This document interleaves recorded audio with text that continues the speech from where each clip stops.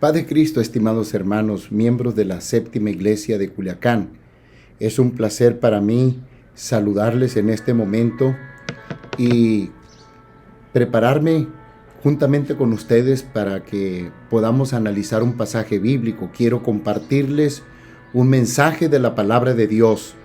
He escogido el libro de Apocalipsis capítulo 1 y para ello yo quiero que de manera inmediata podamos ver este capítulo, leerlo juntamente conmigo. Ustedes lo podrán leer aquí en pantalla.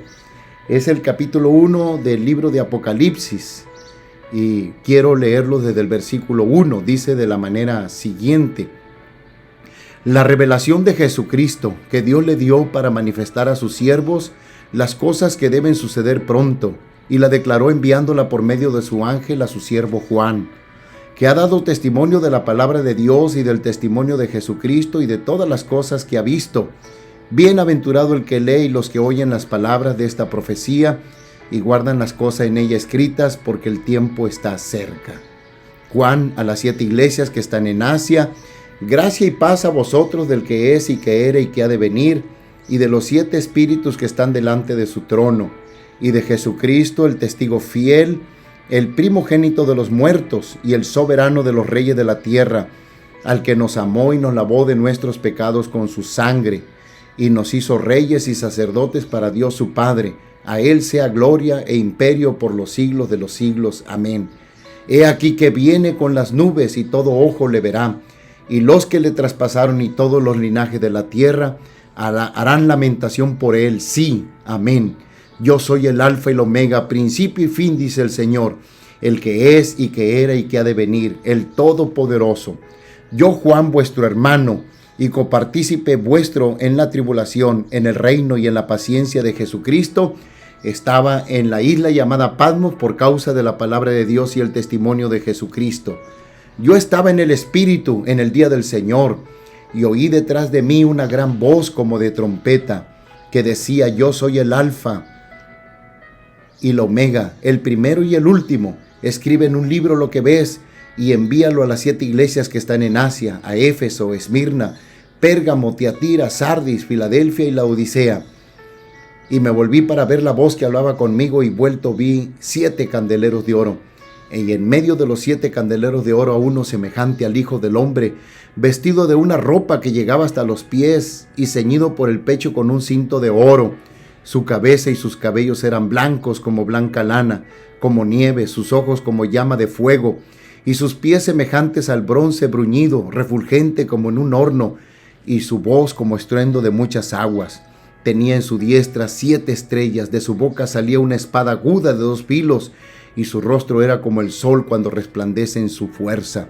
Cuando le vi, caí como muerto a sus pies, y él puso su diestra sobre mí, diciéndome: no temas, yo soy el primero y el último, y el que vivo, y estuve muerto, mas he aquí que vivo por los siglos de los siglos. Amén.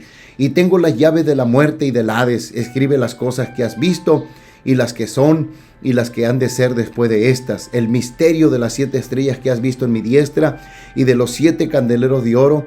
Las 7 estrellas son los ángeles de las 7 iglesias, y los 7 candeleros que has visto son las 7 iglesias. Hermosa palabra de Dios. Apocalipsis capítulo 1, leí desde el verso 1 al verso 20, que en realidad es todo el capítulo 1 de Apocalipsis. Este pasaje quiero compartirles a ustedes una reflexión, y le he titulado a esta reflexión: quiero hablar sobre la seguridad y la esperanza en medio de una gran crisis. El apóstol Juan, cuando recibió esta revelación de parte de Jesucristo, él se encontraba, como bien lo dice aquí y lo explica con claridad, se encontraba en la isla llamada Patmos, una isla que estaba muy cerca de las ciudades de Grecia, y en esta isla pequeña a la que había sido exiliado, porque había sido exiliado a ese lugar, Juan se encontraba allí meditando. Él sabía que el tiempo que estaban viviendo era un tiempo de crisis, de gran crisis, de persecución. Los cristianos, los hermanos, la iglesia estaban siendo perseguidos cruelmente, duramente por el Imperio Romano, el cual buscaba que todos los cristianos renegaran de su fe para que adoraran al emperador como el Hijo de Dios, como el representante de Dios en la tierra, la encarnación de la divinidad suprema que había encarnado en ellos, era lo que ellos aseguraban. Habían puesto estatuas en distintas partes, en distintas ciudades del imperio, para que fuesen adoradas en cierto día de la semana. Y de esa manera, esas estatuas recibiendo adoración, era una manera en que los cristianos eran perseguidos, puesto que aquellos que no lo adoraban, entonces se les quitaban sus bienes, se les confiscaban, se les dejaba prácticamente en la calle. Algunos eran torturados, obligados, amenazados y obligados para renegar de Jesucristo. Quizás algunos lo hacían ya en medio de la crisis, de la tortura, del dolor, del sufrimiento, de ver la pérdida de los bienes, la pérdida de la familia, de los hijos, la vida de los hijos puesta en grave peligro. Igualmente la vida de ellos, la vida personal. De manera que Juan no se sentía a gusto, se sentía líder de toda esa iglesia, de toda esa congregación, de todos esos creyentes. La historia dice que Juan fue el último apóstol que murió. Quiere decir que para cuando él escribe el Apocalipsis, todos los apóstoles habían muerto. Él era el que quedaba con vida y se sentía responsable de que los cristianos conservaran la fe, la firmeza en Jesucristo. Pero la crisis, la persecución, la tortura, el peligro, la situación era de vida o de muerte para los cristianos. Y era un dilema: o adorabas al César, que en el Apocalipsis se le llama la bestia, o adorabas al César, o entonces perdías la vida, perdías los bienes, perdías todo. Y la opción era renegar del nombre de Jesucristo y adorar la imagen de la bestia, que era en realidad la imagen del emperador romano. En esa situación, en esa crisis, Juan, que busca una respuesta a ese problema, a esa situación, él entonces procura encontrar respuesta en Dios. Claro, por supuesto, me imagino que él ora, que él está buscando el rostro de Dios, que él le está preguntando a Jesucristo cuál es la respuesta en esa situación. Es cuando él tiene una visión, una revelación. Él escucha una voz a sus espaldas, una voz que habla con él, una voz que le dice que él es el primero y el último. Él está escuchando esa voz, y entonces cuando él voltea, él ve a uno semejante al Hijo del Hombre, al Hijo del Hombre en medio de 7 candeleros de oro, y cuando él lo ve, cae rendido a sus pies, cae postrado, cae desfallecido como muerto, y el Señor lo levanta con su mano derecha y habla con él y le dice: no temas, no temas, yo soy el primero y el último.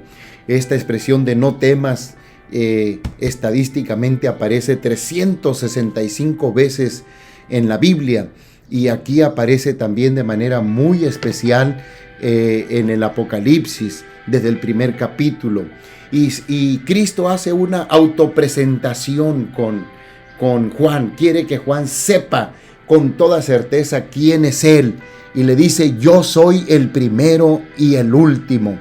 Indudablemente todos los biblistas lo reconocen. Jesucristo se está presentando como el gran yo soy. Por eso sus primeras palabras es: yo soy el primero y el último. ¿Ya? Y entonces, al presentarse como el gran yo soy, en realidad Jesucristo está evocando el nombre que es sobre todo nombre, el gran yo soy con el que se reveló Jehová a Moisés en el Antiguo Testamento. Al verlo así, al presentarse así de esa manera como el gran yo soy, Jesucristo quiere que se le reconozca a él también como el único Dios verdadero. El César no es la encarnación de la divinidad. La bestia no es la encarnación de la divinidad. del Rey de Reyes y Señor de Señores. La bestia es Satanás, es suplantador, la encarnación del Dios vivo y verdadero, del único Dios que hay, se llama Jesucristo. Por eso Jesucristo se presenta como el gran yo soy, pero luego le pone varios apellidos, varios calificativos a ese yo soy. Y entre esos calificativos él se pone: yo soy el alfa y omega, yo soy el primero y el último, el alfa y el omega y el primero y el último. ¿Por qué el alfa y el omega? Porque el profeta Isaías había presentado a Jehová, había dicho que Jehová se había autopresentado cuando se reveló a Israel, que estaba esclavo en Babilonia por segunda vez, primero en Egipto, luego en Babilonia, cuando fue llevado cautivo, que le fallaron a Dios los reyes de Israel y se fueron corrompiendo. Entonces Isaías nos presenta a un Dios que se autopresenta, que como el gran yo soy, pero con un calificativo que es el alfa y el omega. En el caso de Isaías, el término preferido era el primero y el último, que es equivalente al alfa y omega, que es la primera letra del alfabeto griego, y omega es la última letra del alfabeto griego, primera y última. Por eso alfa y omega, el primero y el último. De esa manera se presenta Jesucristo, pero también se presenta de esta manera Jesucristo para evocar tanto cómo se presentó Jehová con Moisés, como también cómo se reveló al profeta Isaías en un momento en que Israel necesitaba salvación, liberación de nueva cuenta de la esclavitud de Egipto, y estaban en crisis, en sufrimiento, en desesperación, donde la paciencia se les había agotado. Así que Jehová se presenta como Salvador, como Redentor, diciéndoles que Él es el gran yo soy, el que se reveló a Moisés, también el que se reveló al profeta Isaías, como el gran yo soy, el primero y el último. De esta manera Jesús hace que el apóstol Juan se dé cuenta de la magnificencia de Jesucristo. No solamente es Jesucristo resucitado, no solamente es el Hijo del Hombre, no solamente es el Hijo de Dios, porque fue engendrado por el Espíritu Santo, sino es el mismo Dios todopoderoso, el que se reveló a Moisés, el que se reveló al profeta Isaías en momentos de crisis, de sufrimiento, de desesperación, de dolor, en el que ya no aguantaban la situación extrema de sufrimiento que vivían. Ahora también se presenta de esa manera al apóstol Juan, para que Juan se dé cuenta con quién está tratando. Hoy, hermanos queridos, nosotros, una de las cosas que tenemos que conservar y mantener firmemente en este momento tan especial es que debemos saber en quién hemos creído. No hemos creído en cualquier cosa, creemos en el que es el gran yo soy, el que nos dice que es el primero y el último, es decir, el que se reveló al profeta Isaías y liberó al pueblo de Israel cuando estaba esclavo en Babilonia. También Él es el alfa y el omega, el gran yo soy, el que se reveló a Moisés, el que liberó al pueblo de Israel en Egipto.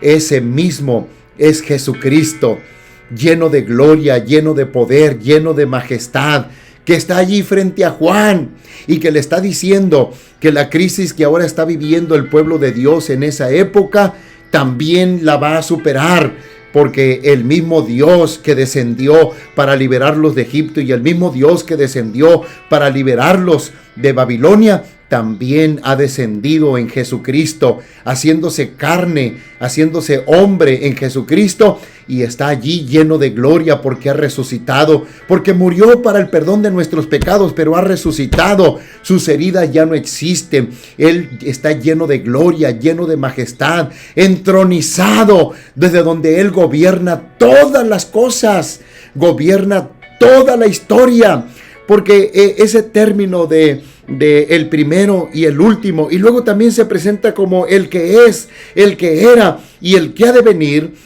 tratan de decirnos que quien se está revelando allí a al apóstol Juan, no solamente es el mismo que se reveló a Moisés y el mismo que se reveló al profeta Isaías, sino que es el amo y señor de la historia. Es el que está allí lleno de gloria. Es el que era, el que se reveló allá en el Antiguo Testamento con Moisés, el que se reveló con Isaías, el que salvó al pueblo de Israel, y también es el que ha de venir. El que ha de venir vendrá, hermanos, no fallará. Así que el Señor se presenta como el dueño y señor de la historia presente, el pasado, el futuro, lo gobierna nuestro Señor Jesucristo. Y nada lo agarrará desprevenido, nada de lo que suceda en la historia, porque Él es el dueño y señor de la historia. Él se presenta como el solo soberano, como el todopoderoso, como dicen los griegos, el Pantocrátor, el todopoderoso, el que es el dueño de todo. De esta manera, Jesucristo se presenta como se presentó Yahvé, Jehová, en el Antiguo Testamento a Moisés. Yo soy, el gran yo soy. Ve a Egipto y vas a liberar a mi pueblo porque el yo soy te envía. Y luego también se presentó con Isaías como el yo soy, y le agregó el calificativo el primero y el último, es decir, el que se reveló allá con Moisés y salvó al pueblo de Israel de Egipto, también aquí ahora soy el mismo, el primero y el último. Jesús se está presentando entonces como el dueño de la historia, el que garantiza que todo lo que ha prometido, no importa cuánto tiempo, cuántos siglos, cuántos años, cuántos meses tengan que pasar, Él es la garantía, Él tiene la garantía de que lo que ha prometido lo cumplirá, porque la historia no le afecta a Él.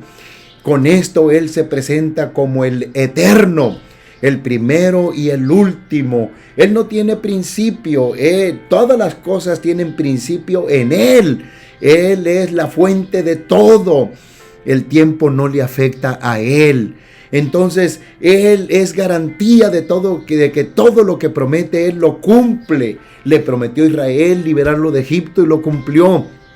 Le prometió al pueblo de Israel liberarlo de Babilonia y lo hizo. Y le prometió al pueblo de Dios, a la iglesia de Jesucristo, que los iba a liberar de la persecución de los romanos. Y Roma se derrumbó, Roma se deshizo como imperio. Y el pueblo de Israel, la iglesia, sigue de pie. Jesucristo había prometido que las puertas del Hades, del infierno, no prevalecerían contra la iglesia. Y la iglesia sigue de pie. Cuánta crisis ha sucedido, cuánta persecución ha sufrido, aquí está la iglesia. Nosotros conocemos a Jesucristo. No solamente lo conocemos como el Cordero de Dios, aquel que sufrió heridas de clavos en sus manos, aquel que sufrió una herida de la lanza en su costado y se derramó su sangre. Sabemos que tenía que haber sucedido eso. Era por nuestra salvación, era para el perdón de nuestros pecados. Pero ahora sabemos que Jesucristo ha resucitado, está sentado en su trono, es el solo soberano, Él lo gobierna todo, es, el que era y el que ha de venir, presente, pasado y futuro están en sus manos. Por eso dijo el escritor a la carta a los Hebreos que Jesucristo es el mismo, ayer, hoy y por los siglos. Qué importante que miremos nosotros esta explicación, que la entendamos, porque esto nos da la garantía de que estamos seguros de quién es Jesucristo. Y si sabemos que Él es el gran yo soy, tenemos ganada la victoria, tenemos confianza en que vamos a salir adelante. Y por ello le damos la honra y la gloria al Señor, porque no solamente es el amo y señor de la historia. Cuando Él dijo que es el alfa y el omega, el primero y el último, Él se presentó como la causa primera de todas las cosas, de la creación, de todo lo que existe. Él es la causa primera, es el primero y también es el último. Es el que llevará todas las cosas al propósito que Él se ha determinado. y Él ha determinado que la iglesia va rumbo a la salvación, va rumbo a la vida eterna, y en esa confianza nosotros tenemos que seguir adelante firmes.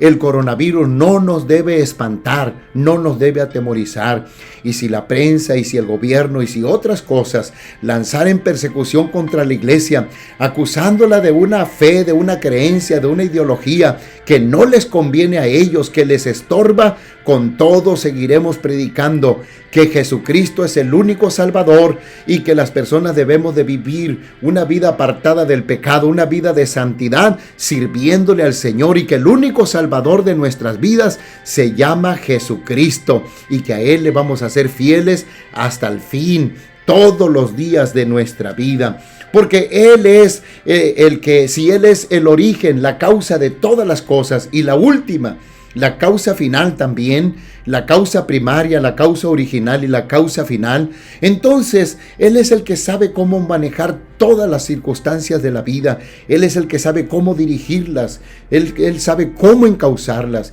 y Él sabe lo que tiene que hacer en nuestras vidas, en la iglesia, en nuestras familias. Él sabe lo que tiene que hacer para que a nosotros nos vaya bien, para que nosotros sigamos viviendo en victoria, porque debemos recordar que ni la enfermedad es derrota, ni la muerte es derrota, porque sabemos por la Escritura que el morir es ganancia, hermanos. Así es que mientras permanezcamos firmes, fieles en el camino del Señor, todo lo que venga será victoria en Cristo Jesús. Lo que la Biblia nos pide es que en medio de una situación de crisis o de persecución o de cierto rechazo para la iglesia y para nuestra fe cristiana, nosotros debemos guardar paciencia, debemos tener paciencia, porque el Apocalipsis menciona que la salvación de los santos estaba en la paciencia y en la fe. Así que hoy necesitamos fe y paciencia.